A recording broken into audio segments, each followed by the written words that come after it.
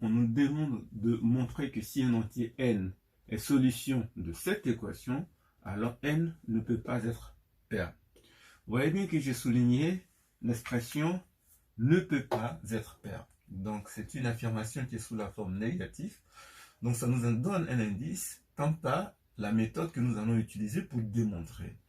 Donc l'affirmation étant sous la forme négative, nous allons passer par un raisonnement par l'absurde. Nous allons supposer que n est pair et que n est solution de l'équation. Nous allons voir que cela n'est pas possible. Donc supposons que n soit pair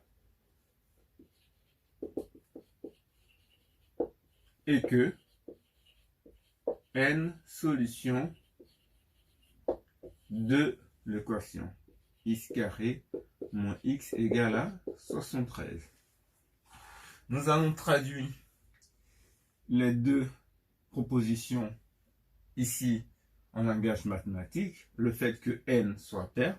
Donc n pair, ça implique que, ou bien c'est équivaut à dire, il faudra que ça soit équivalent, que n se écrit sous la forme 2 fois k.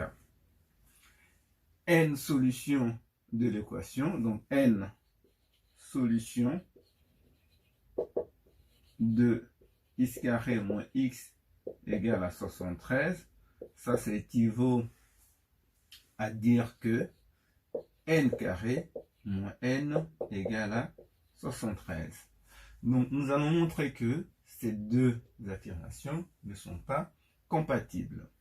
Donc on va remplacer n par 2k. Donc on obtient donc n carré moins n égale à 2k au carré moins 2k. Ce qui entraîne donc 4k carré moins 2k. On met le 2 en facteur, ce qui fait 2 facteurs de 2k carré moins k. Et donc on obtient donc que ceci est égal à 73. On regarde, on a 2 facteurs de 2k carré moins k est égal à 73. Ce nombre-là, ici, c'est un multiple de 2, parce que c'est écrit sous la forme 2 fois un autre entier.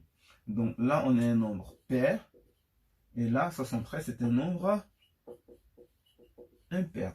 Donc, cette égalité n'étant pas possible, on a donc une contradiction. Conclusion, donc j'ai plus de place pour mettre la conclusion. Conclusion, si un entier est solution de cette équation, alors cet entier ne peut pas être pair.